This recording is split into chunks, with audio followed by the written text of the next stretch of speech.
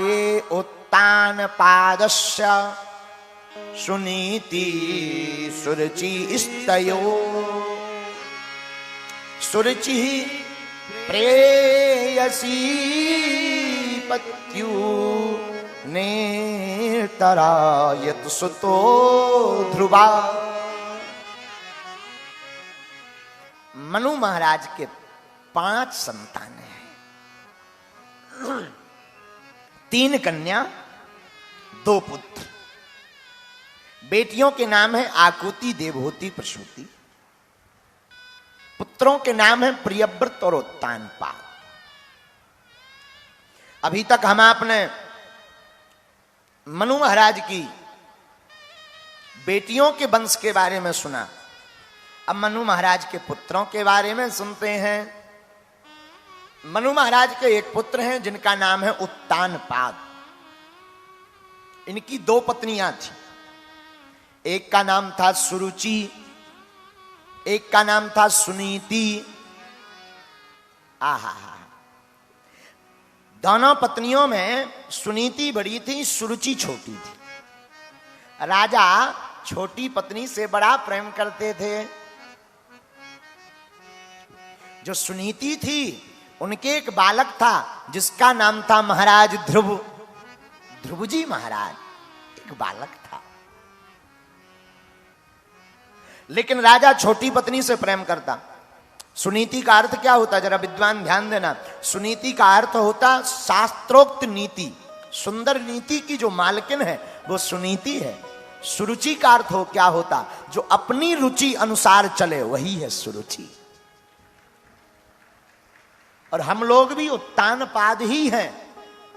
हम लोग अपने अनुसार चलना चाहते हैं, अपनी रुचि अनुसार। और जो अपनी रुचि अनुसार चलता है वो घाटा खाता है। जो शास्त्र की नीति के अनुसार चलता है वो प्रभु को पाता है। आहा, राजा छोटी पत्नी से बड़ा प्रेम करते। एक बार ध्रुव जी खेल रहे थे, खेलते खेलते पिता के भवन में पहुंच गए, क्योंकि बड़ी रानी को राजा अलग रखते थे दूसरे महल में। खेल खेल में पिता के भवन पहुंचे, जहां पर ध्रुव जी की सौतेली मां सुरुचि रहती थी। वहां जैसे ही पहुंचे तो जाकर के ध्रुव जी महाराज पिता की गोद में बैठ गए। बचपना तो था ही। सौतेली मां ने ध्रुव जी के हाथ को पकड़ लिया और हाथ को पकड़कर झटका मारा। ए बेटा ध्रुव, तुझे ज्यादा शौक है पिता की गद्दी पर बैठने का? इतना ही शौक है तो तू एक काम कर, तू मेरी कोख से जन्म ले, तभी इस गद्दी पर बैठने का अधिकारी है, वरना तू इस गद्दी पर बैठने का अधिकारी नहीं है। आहा, नन्हा सा बालक ध्रुव, आंखों में आंसू आ गए।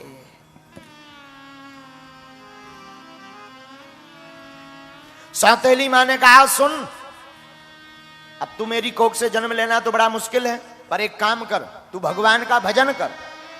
भगवान प्रसन्न हो जाएं, वरदान मांगने को कहें तो कहना, हे भगवान हमें तुरंत मृत्यु दे दो, और मृत्यु दे करके तुरंत जन्म हमें सौतेली मां के कोख से जन्म दे दो। यहां पर एक बहुत बड़ी भूल की सुरुचि ने अपनी कोख को भगवान के वरदान से बड़ा बताया। और ध्यान रखना, कई बार हम लोग आवेश में, प्रभाव में, बहुत ज्यादा उत्तेजना में ना जाने क्या क्या बोल देते, ना जाने क्या क्या कह देते। हम ऐसा कर देंगे, वैसा कर देंगे, और हमारे आपके हाथ में तो कुछ है ही नहीं। करने और कराने वाले कोई और हैं। पूछो कौन? पूछो राम जी। राम जी करने वाले हैं, राम जी करवाने वाले हैं। हम आप तो सिर्फ नाच रहे हैं। गोस्वामी जी ने लिखा भी है, हुई यही सुई जो राम रचि राखा।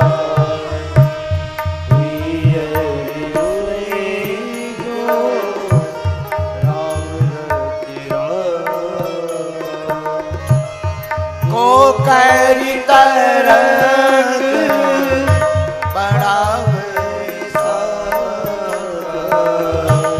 को करी तरक बड़ा हुई यही सुई जो राम रचि राखा।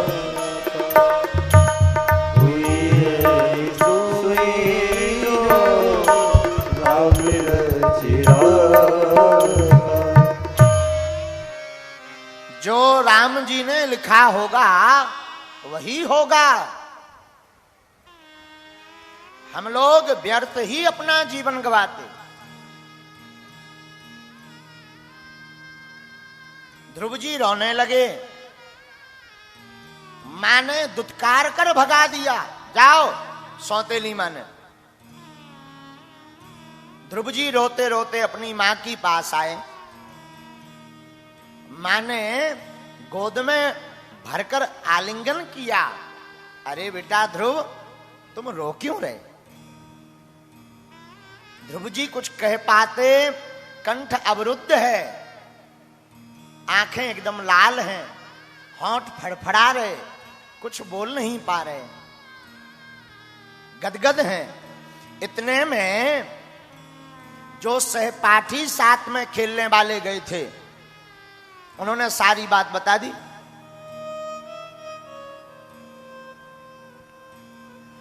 सौतेली मां के वचनों को सुनकर धन्य है सुनीति। इसे कहते हैं शास्त्रोक्त नीति पर चलने वाले लोग। धन्य है, धन्य है, धन्य है।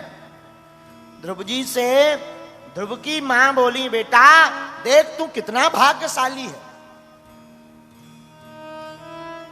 जो रास्ता में आज तक नहीं बता पाई, वो तेरी सौतेली मां ने एक पल में बता दिया। अब ध्रुव जी चौंक गए कि हम तो सौतेली मां की शिकायत करने आए, ये कौन से रास्ते की बात कर रही मां? बेटा, जो भगवान की भक्ति का मार्ग मैं स्वप्न में नहीं बता पाई, कभी नहीं बता पाई, तेरी सौतेली मां कितनी अच्छी है, कितनी ज्ञानी है, तुझे उस रास्ते पर जाने को कह रही। मां, ये भगवान क्या है? बेटा, भगवान इस संसार के रचयिता हैं, इस संसार के सार हैं ठाकुर जी। मां, भगवान कहां मिलते? बेटा, भगवान कहां नहीं मिलते ये पूछो। रामायण में गोस्वामी जी ने लिखा, हरि व्यापक सर्वत्र समान, प्रेम ते प्रगट होई में जाना। भगवान सब जगह हैं बेटा। मां, ये भगवान मिलते कैसे हैं? बेटा, तपस्या करनी पड़ती है। मां, अब तुम हमें आज्ञा दो, हम भी तपस्या करेंगे। नन्हा सा बालक है। बहुत से लोग कहते हैं महाराज, भगवान की कथा और भगवान की भक्ति तो बुढ़ापे का काम है, ठटरी के बरे नक्कटा।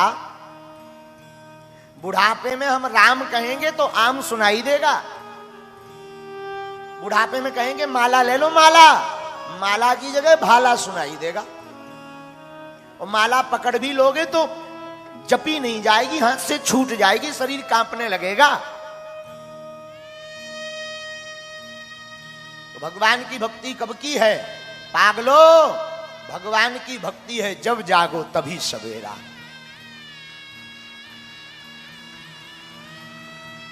हमसे कोई पूछे कि भगवान की कथा और भगवान की भक्ति कब करानी चाहिए, हम तो कहते हैं बचपन काल से ही बच्चों को आदत भगवान की भक्ति की डालो, ताकि वो बुढ़ापे तक आपका साथ ना छोड़े। इनको अंग्रेजी वस्तुएं पढ़ा पढ़ा करके तुमने इतना पाश्चात्य बना दिया, फिर कहते हैं महाराज हमारी बेटा तो सुनता नहीं है, दूसरे के चक्कर में है। अब हो ये क्यों ना, रामायण पढ़वाओ, रामचरितमानस का पाठ करवाओ। बालक अथवा बालिका बचपन से ही रामायण का पाठ करेंगे तो रामायण में चौपाई आती हैं। प्रातः काल उठ के रघुनाथा, मातो पिता गुरु नावहीं माथा। इन चौपाइयों को जब बालक पढ़ेंगे तो माता पिता की सेवा करेंगे। अब आजकल के शहर के लोग अपने बच्चन का हर संडे ले जात फिल्म दिखावे, सुबह जिंदगी भर ढुसुम ढुसुम करत रहा। हाँ, उन्हें पिक्चर दिखवाते हो तो बच्चे भी पिक्चरों जैसा अभिनय करने लगते हैं। जो फिल्मों में देखेंगे वही तो वो जीवन में उतारेंगे।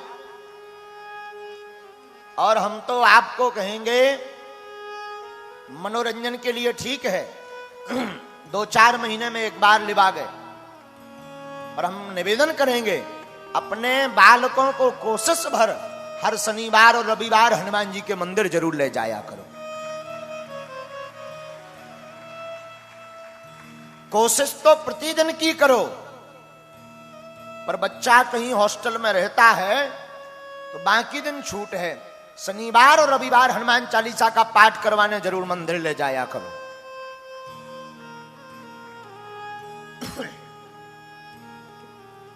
नन्हा सा बालक ध्रुव भगवान की भक्ति का रंग चढ़ा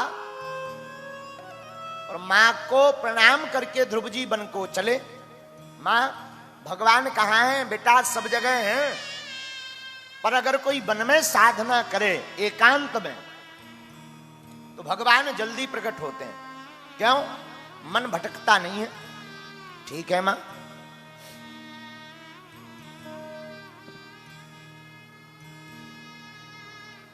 ध्रुव जी मां को प्रणाम करके चल पड़े।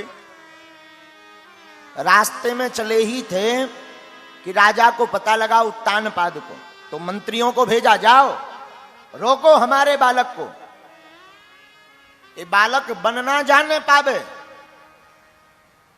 वरना अनर्थ हो जाएगा। और अगर वो जाने लगे तो कहना कि आधा राजपाट ले लो पर लौट आओ। मंत्री गए, ध्रुव जी आपके पिताजी ने कहा है कि आधा राजपाट आप ले लो, आधे राज्य के आप राजा बन जाओ, पर वापस लौट आओ।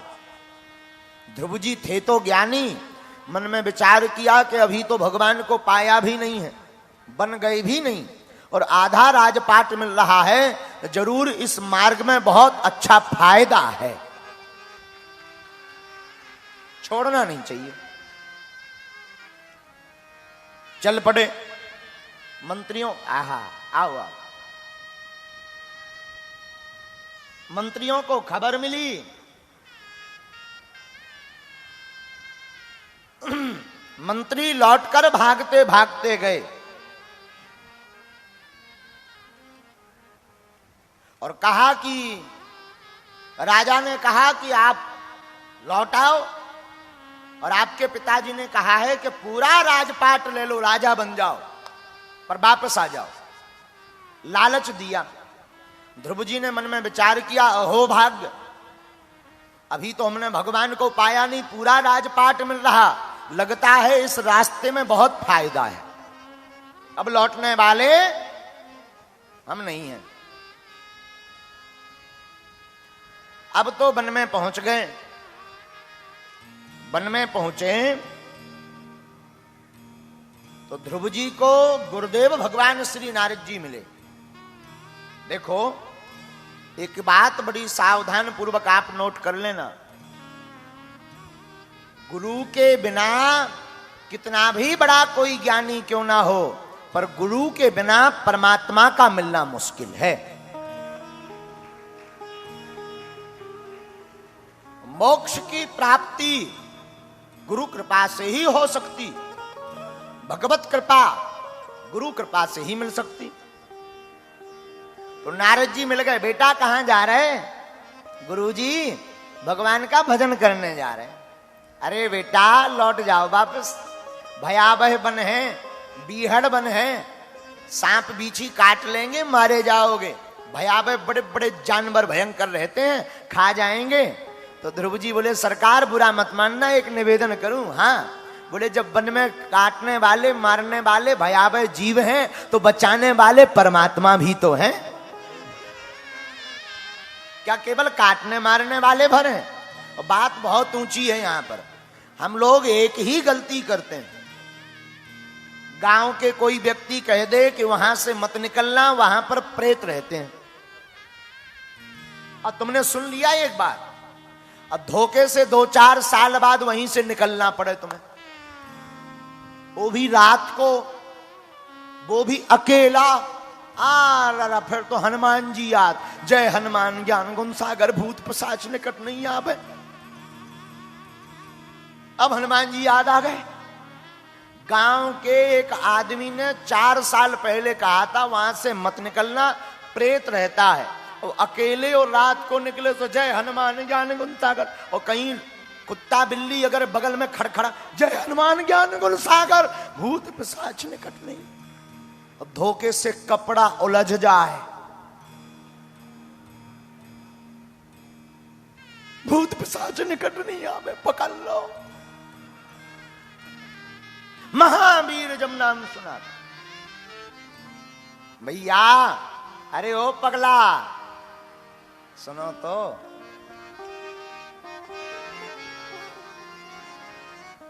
गांव के एक व्यक्ति ने कहा वहां प्रेत रहता है, तुमने सत्य मान लिया। हमारे शास्त्र पुराण हजारों सालों से कहते आ रहे कि भगवान सब जगह हैं, अगर वहां प्रेत है तो बचाने वाले परमात्मा भी है।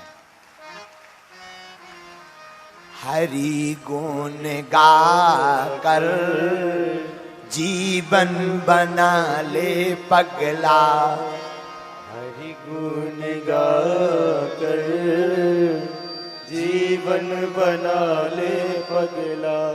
हरि गुण गा कर ये जीवन बना ले पगला। आहा, हरि गुण गा कर ये जीवन बना ले पगला। तो नारद जी ने कहा बन मत जाओ। ध्रुव जी बोले क्यों? वहां बड़े बड़े जानवर रहते हैं, खा जाएंगे, मर जाओगे। तो ध्रुव जी बोले मारने वाला है भगवान, बचाने वाला है भगवान, मारने वाला है भगवान, बचाने वाला है भगवान। तो राम जी बचाने वाले भी तो हैं। अच्छा, अब समझ गए ये कच्चा चेला नहीं है, पक्का चेला है। और कई बार क्या होता है, नए नए लोग साधु बनते हैं, घर में भाई खटपट, सो चल बाबा के मटपट। हाँ, कई लोग नए नए साधु बनते हैं, नए नए साधु, लुगाई ने 2-4 चमीटा मार दे, सोई अब तो हम सब छोड़ रहे, अब तो हम बाबा बनेंगे, जा रहे। आजकल ऐसे साधु भी बहुत हैं। हाँ, ऐसे भी बहुत साधु हैं। और बुरा मत मानना, कई लोग ऐसे साधु बनते हैं, घर में लड़ाई भई, चलो अब तो बाबा बनेंगे, तब तक रेलवे स्टेशन तक पहुंचे, तब तक अपने नाती पप्पू की याद आ गई। अरे और तो सब ठीक है, हमारे बिना हमारा पप्पू नहीं रह पाएगा, मर जाएगा बेचारा, रोएगा। लड़ाई तो होती रहती है, दोबारा फिर बाबा बनेंगे, ठटरी के भरे। लेकिन ध्रुव जी तो ऐसे बाबा, लौटकर मुड़ने वाले चले। जाने लगे तो नारद जी बोले अब जा तो रही हो, गुरु मंत्र और ले लो। महाराज देना हो तो दे दो, वरना अपने राम जी तो चल रहे। ना ना ना, ले लो, आओ कान फूंक दे। नारद जी ने मंत्र दे दिया, जाओ यहां से तुम यमुना के किनारे जाकर के साधना करो। ध्रुव जी ने अपने गुरुदेव को प्रणाम किया, प्रणाम करके यमुना के किनारे जाने लगे। तत्तात यच्छ भद्रम यमुनायास्तटं शुचि पुण्यं मधुवनम यत्र सानिध्यं नित्यदा हरे। तुरंत यमुना के किनारे पहुंच गए। और किसी को साधना सीखनी हो ना तो ध्रुव जी से सीखो।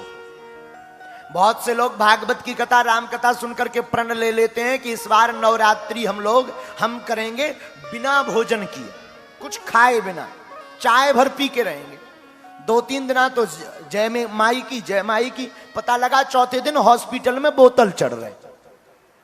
हाँ हाँ, एक गीत बहुत बहुत बहुत याद आता हमें। एक पुराना गीत है, किसी महापुरुष के मुख से हमने सुना, धीरे धीरे मोड़।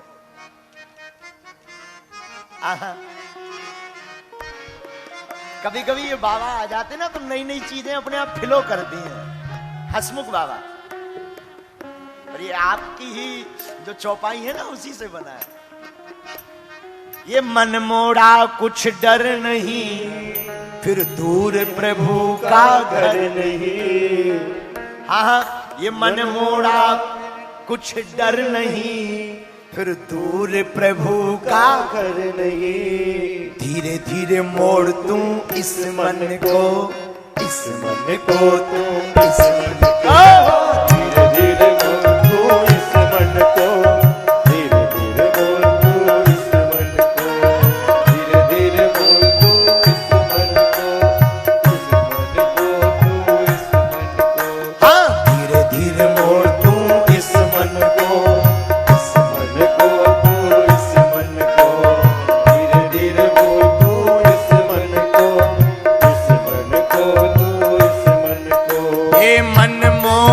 कुछ डर नहीं।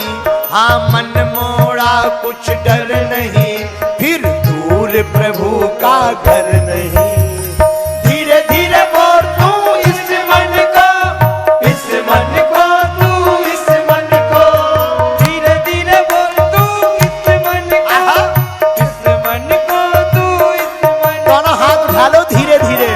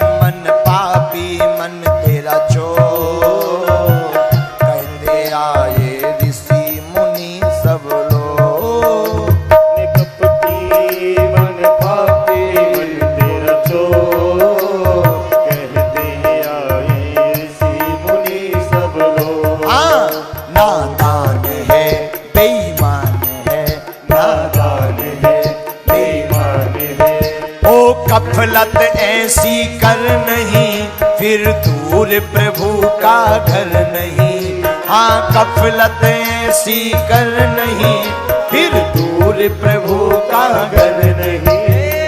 धीरे धीरे मोड़ तू इस मन को, इस मन को तू इस मन को। धीरे धीरे मोड़ तू इस मन को, इस मन को तू इस मन को। दोनों हाथ उठा कर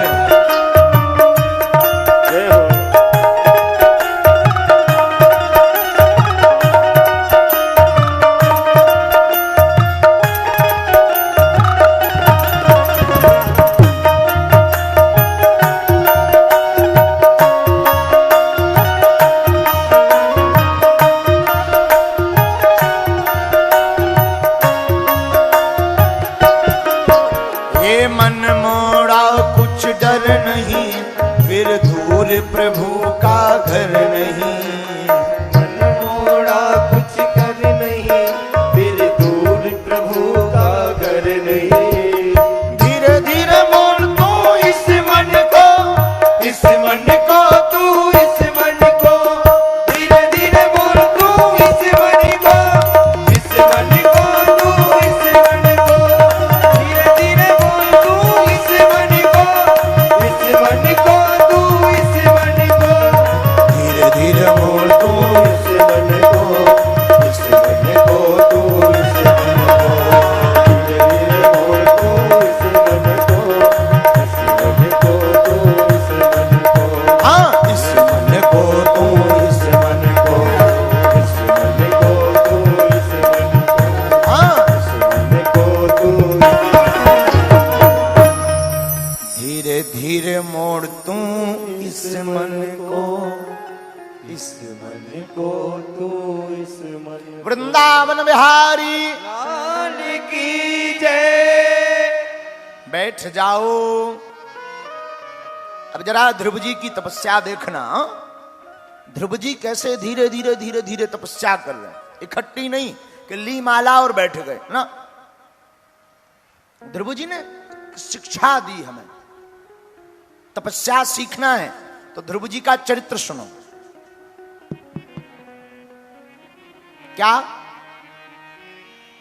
ध्रुव जी जैसे ही यमुना किनारे पहुंचे, तत्तात गच्छ भद्रम ते यमुना यास्तटम शुचि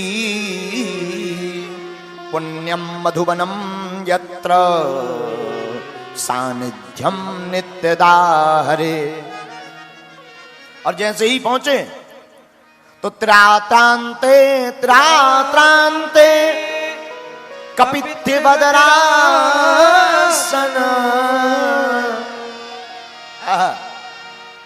पहले महीना में ध्रुव जी ने तपस्या में क्या प्रारंभ किया?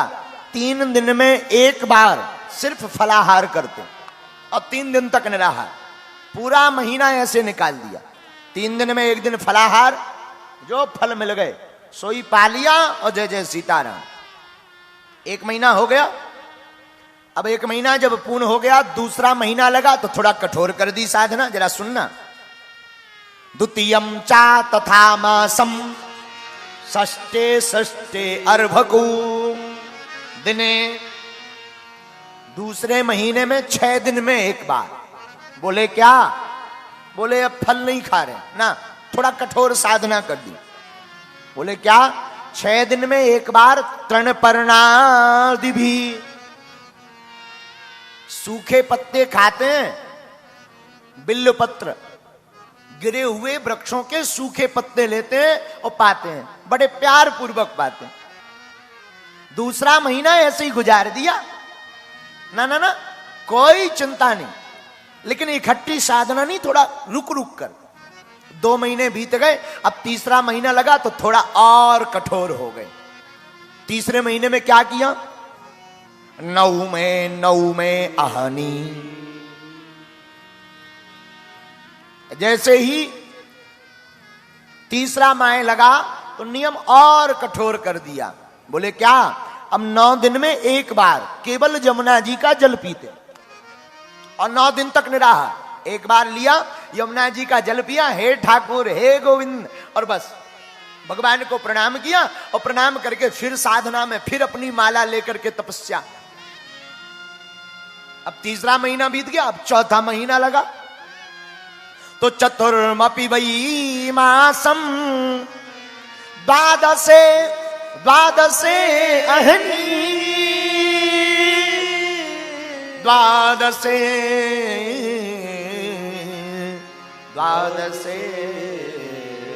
अहनी।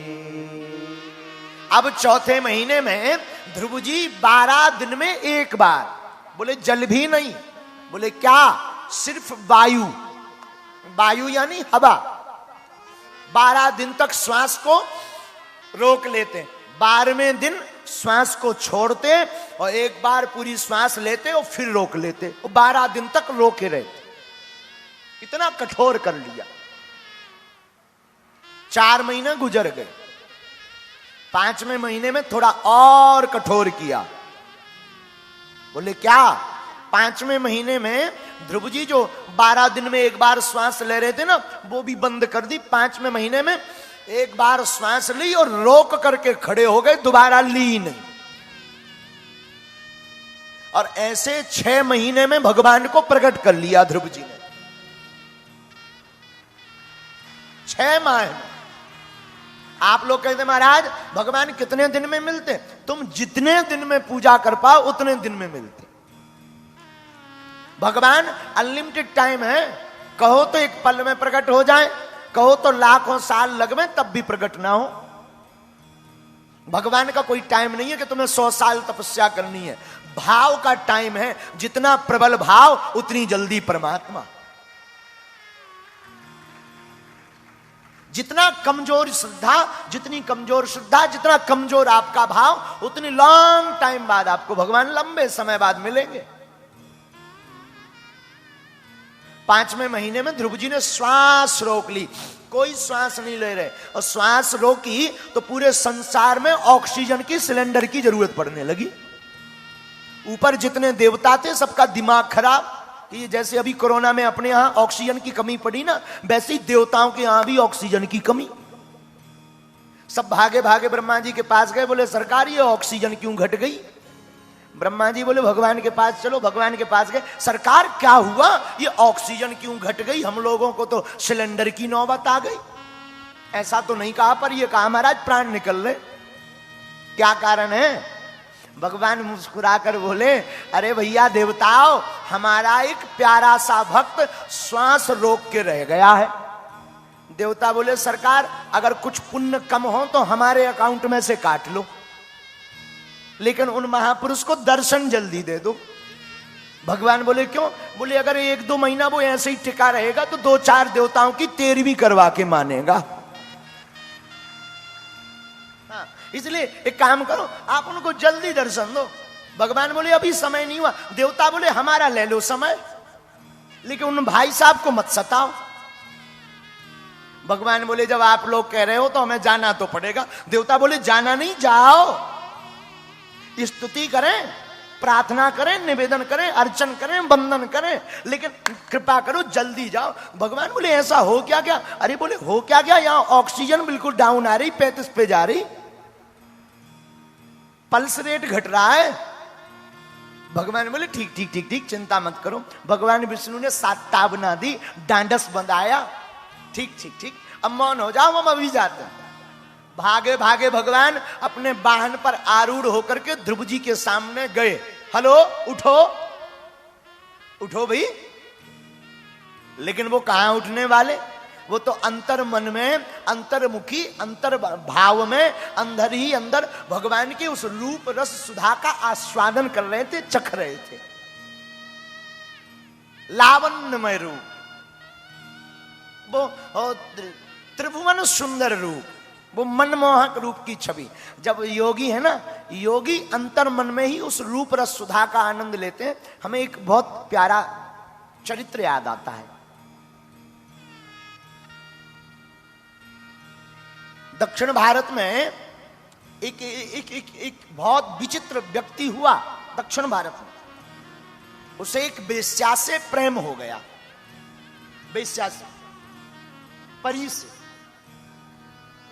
अब वो वेश्या को इतना प्रेम करता कि वेश्या को देखे बिना वो रहते ही नहीं। आप सुनकर हंसेंगे, वो इंसान उस वेश्या पर इतना आसक्त हो गया कि जब वो एक वेश्या चलती तो वो आगे आगे चलता है पुरुष, लेकिन सीधा नहीं, उल्टा मुख कर लेता उसकी तरफ और देखता हुआ जाता,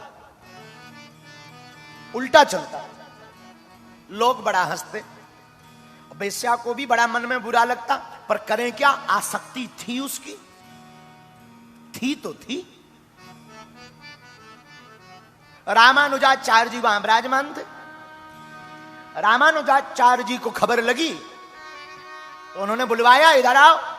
शोर हो गया जब वो वहां पंढरपुर आदि क्षेत्र में पहुंचा। एक व्यक्ति ऐसा है कि वो अपनी पत्नी वेश्या पर इतना आसक्त है कि वो नहावे तो देखे, खावे तो देखे, स्नान भी करे। तो वो पुरुष स्नान करते समय अपनी उस पत्नी को, उस प्रेमिका को, उस मासुका को कह दे कि तुम दरवाजे पे खड़ी रहो, वो एक लोटा जल डालवे, फिर देखवे। जैसे कोई कृपण, कृपण यानी कंजूस, जैसे कोई कृपण कंजूस अपने धन की रक्षा करता, हर पल देखता रहता। जो बड़ा कंजूस होता, बड़ा भयभीत होता, जो बड़ा डरा हुआ होता, वो अगर 10 रुपया जेब में डाला हो तो बार बार चेक करता, डले हैं कि निकल गए। वैसे ही वो व्यक्ति बार बार मुख देखे, फिर देखे, फिर देखे, फिर नहाए, फिर देखे, फिर नहाए। कपड़े भी पहने तो पहले मुख देखे। तो रामानुजाचार्य को बड़ा बुरा लगा। उन्होंने बुलाया, बोले तुम तो ऐसे डर लगा कि ये डांटेंगे हमको, भला भला बुरा कहेंगे, अब लेकिन जवाब क्या दे? आदत तो थी उसकी। तो वो गया, रामानुजाचार्य जी ने पूछा क्या हुआ? बोले सरकार हमारी धृष्टता को क्षमा करना, पर हमारी आदत है, अगर आप कृपा कर दो कि ये आदत छूट जाए। मैं भी बहुत पछताता हूं कि मैं सब समाज में अपनी पत्नी को देखा जा रहा हूं, लेकिन आप ऐसी कृपा करो कि ये मेरी आदत छूट जाए। तो पता है रामानुजाचार्य जी ने क्या कहा? शाम को आना। शाम को आया, पत्नी को साथ लाया, पत्नी से कहा, रामानुजाचार्य जी ने इसको बाहर खड़ा करो। महाराज मैं रह नहीं पाऊंगा। अरे तू कर तो। उसको बाहर खड़ा कर दिया, अंदर बुलाया, बोले देख तेरी आदत छुड़ाने का एक ही उपाय है, उससे और ज्यादा खूबसूरत तुझे मैं कुछ दिखाऊं। जहर को जहर काट सकता। सांप जिसको काट लेता है ना, तो जो दवाई दी जाती है वो भी किसी स्नेक की ही पॉइजन की बनी होती। लोहा को लोहा काटता है।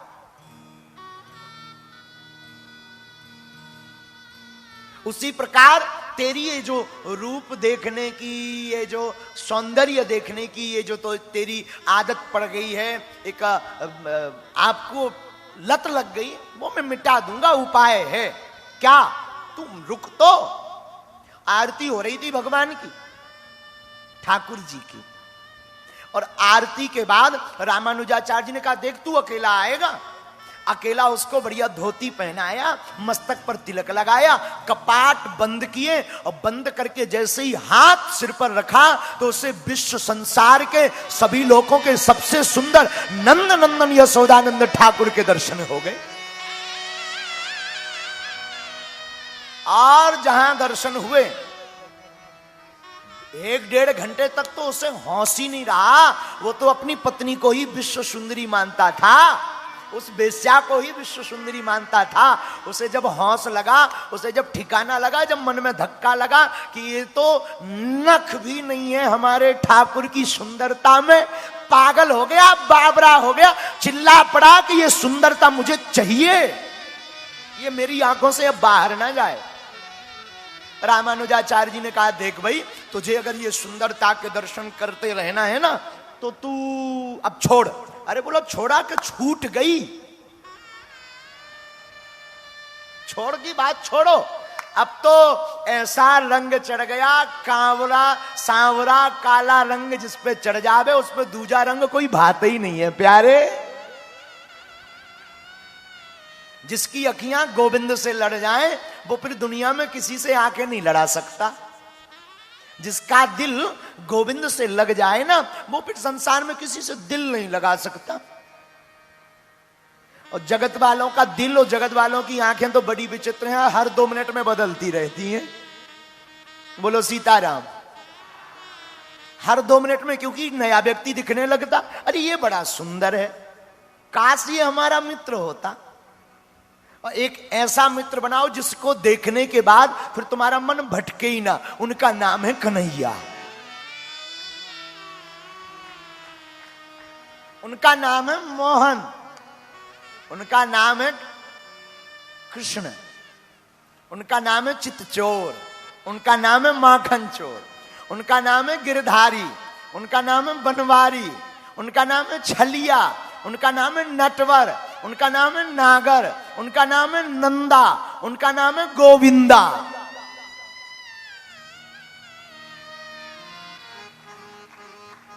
उनको अपना बनाओ।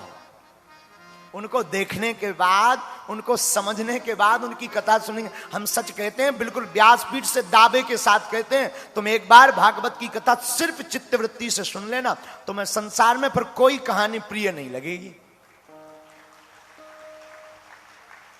सुन भर लेना, आदत पड़ जाए। हमें ये कथा कहते कहते कितनी कथाएं नहीं हमने कह ली। 11 साल की अवस्था थी तब से कथा बोल रहे हैं भागवत। अनेक बार ध्रुव जी निकल गए, अनेक बार ठाकुर जी निकल गए, अनेक बार हमने कंस की 13वीं करवा दी। लेकिन जब भी कथा करने बैठते तो सोचते अरे वही तो भागवत है। लेकिन जैसे ही भागवत में बैठते तो फिर भागवत नहीं होता, भागवत ही होता है। फिर मन भागता नहीं है, फिर जागता है, फिर नवीनता आने लगती, फिर कोई नया भाव प्रकट होने लगता, फिर कोई सुमधुरता प्रकट होने लगती। संस्कार पर घर बैठे टीवियों पर अनेक ऐसे भक्त हैं बागेश्वर धाम के, अब किसी और की तो नहीं, अपनी बोलते हैं। यहां भी ऐसे अनेक भक्त हैं जो 20-20 कथाएं अटेंड कर चुके, जहां होवे देश में वहां जाते हैं। अनेक ऐसे भक्त यहां भी हैं, पक्का है, हमें पता है। और कोई हमारे अपने नहीं। एक ये बालक देखो, कहीं भी भारत में कथा होवे वो जाते जरूर है, वहां पहुंचते हैं। कितनी बार हमने उनको कथा नहीं सुनाई, लेकिन उनका और हमारा एक ऐसा चित्त हो गया जिन्हें इनको भा जाते ना, फिर संसार की कोई कहानी, कोई वृथा समझ ही नहीं आती, सिर्फ ठाकुर की कथा के अलावा।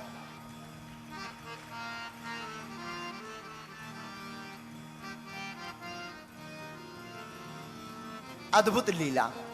तो ध्रुव जी मन ही मन गोविंद के रूप रस सुधा का आस्वादन कर रहे, आनंद ले रहे।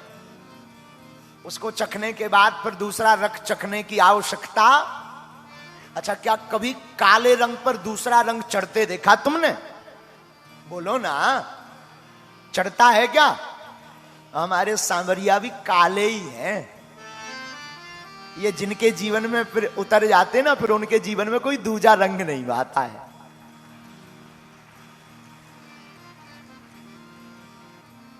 कोई दूजा रंग नहीं चढ़ता। तो भगवान देवताओं के कहने पर गए, उठो, ध्यायान भगवतो रूपम नात्राक्षीत किंचना परम किंचना परम। उठे नहीं। भगवान समझ गए ये भीतर ही भीतर हमारे रूप का आनंद ले रहे हैं, इसलिए आंखें नहीं खोल रहे। भगवान प्रत्यक्ष सामने खड़े पर ये आंखें नहीं खोल रहे। बताओ कौन ऐसा बाबरा भक्त होगा कि पक्के ठाकुर जी सामने खड़े हो और वो आंखें बंद किए हो? कुछ ना कुछ तो भीतर है। और सच बोले, भगवान मंदिर में नहीं है, वृंदावन में नहीं है, अयोध्या में नहीं है, भगवान बागेश्वर में नहीं है, भगवान तो हमारे मन मंदिर में है। हृदय के पट खोल तो ही पिया मिलेंगे। अपने घूंघट के पट खोल तो है पिया मिलेंगे। अपने मन के पट को खोलो, परमात्मा मिलेंगे। हम लोग मंदिर में भगवान को ढूंढते, खोजते, देखते। अरे अरे वहां चले जाओ, वहां भगवान मिलेंगे। बोले कहां? बोले हरिद्वार। भगवान हरिद्वार तो जाने का अर्थ है अपनी भक्ति को सुदृढ़ करना और ताकतवर बनाना। पर हरि का द्वार तो हमारा मन मंदिर ही है। भगवान ने देखा ये आंखें नहीं खोल रहे, तो भगवान ने जो अंदर रूप था ना, रूप रस सुधा, उसको खींचा। और जैसे ही ठाकुर ने खींचा हमारे प्रभु ने, तो ध्रुव जी ने आंखें खोली। आंखें खोली तो क्या देखते हैं? जो अंदर सरकार का रूप रस सुधा था ना, वो सामने प्रत्यक्ष खड़ा हुआ है। मां ने ये तो कहा था साधना करना, पर ये नहीं कहा था कि भगवान मिलेंगे तो क्या करना। गुरुजी ने भी कहा था मंत्र जपना, पर भगवान मिल जाएंगे फिर क्या करना। अब चौंक गए, क्या करें? भगवान तो सबकी जानने वाले हैं। तो भगवान ने अपना शंख लिया और ध्रुव जी के कपोलों में, कपोल मतलब गाल, गालों में लगा दिया। मूकम करोति वाचालम पंगुलंघयते गिरिम इति कृपातम हम वंदे परमानंदे माधवम। भगवान मूक व्यक्ति को वाचाल बना देते। वाचाल मतलब बोलने वाला। वाचाल का मतलब बकबक करने वाला नहीं होता। एक संत बहुत अच्छी व्याख्या कर रहे थे वाचाल की। महाराज एक संत कहते थे वाचा अलंकरोति इति वाचालम। जिसकी वाणी में अलंकार आ जाए, सुंदरता आ जाए, इसी को वाचाल कहते हैं। तो भगवान मूक को वाचाल। ध्रुव जी को पर कृपा की, ध्रुव जी ने दिव्य स्तुति की। भगवान ने कहा मांगो। तो याद रखना, हम लोग मांगने की तब तक ख्वाहिश रखेंगे जब तक भगवान मिले नहीं। जिस दिन तुम्हें मिल जाएंगे तुम समझ जाओगे संसार का धन 2 कौड़ी का है, ठाकुर का धन तो परम धन है। सच्चा धन तो गोविंद। फिर कोई मांगता नहीं है, चुप हो जाता है। वो अगर मिल जाए तो क्या चाहिए। अब सरकार कुछ नहीं चाहिए, आप मिल गए। भगवान बोले ना ना ना ना ना, आप तो कुछ मांगने की इच्छा से आए थे, मांगो मांगो मांगो। भगवान कुछ नहीं चाहिए सच में। चलो नहीं चाहिए, हम फिर भी देते हैं। जाओ तुम अपने पिता की गद्दी पर बैठकर 36,000 वर्ष तक राज्य करो। बाद में हमारे धाम को आना, हमारे निज साथ में रहोगे। और ध्रुव जी 36,000 वर्ष तक राज्य किए। नागों से युद्ध हुआ और मृत्यु पर पैर रखकर आज भी गगन मंडल में ध्रुव तारा बन करके आज भी ध्रुव जी महाराज हैं। जब विवाह होता है तो पंडित जी कहते हैं ध्रुव जी के दर्शन कराओ। आज भी ध्रुव जी महाराज विराजमान हैं। ये भक्ति का परिणाम है। ये कोई बड़े बूढ़े महात्मा की कथा नहीं हमने सुनाई, नन्हे से 5 वर्ष के बालक की कथा। जैसे छोटे में ही भगवान मिल गए। और तुम भी अगर ठाकुर को पाना चाहते हो तो बुढ़ापे का इंतजार मत करो, कथाएं सुनना शुरू कर दो, माला जपना शुरू कर दो। बार बार करते करते अभ्यास की जड़मती हो सुजान, रसरी आवत जायते सिल पर महाराज बार बार कथाएं क्यों सुने? क्योंकि तुम्हारे मन में इतना मैल है, जब पुराना दाग हो जाता है ना तो एक बार की धुलाई से नहीं मिटता, बार बार धुलाई करनी पड़ती। बार बार माताएं जब ब्रश रगड़ती, बार बार डिटर्जेंट डालती, तब वो दाग मिटता है। उसी प्रकार मन में भी वासना का, काम का, क्रोध का, ईर्षा का, मत्सर का, द्वेष का, दंभ का, झूठ का, पाखंड का, अन्याय का, अशौच का, असत्य का दाग लग गया है। ये भी एक बार में मिटने वाला नहीं, बार बार कथा सुनोगे तभी ये मिटेगा।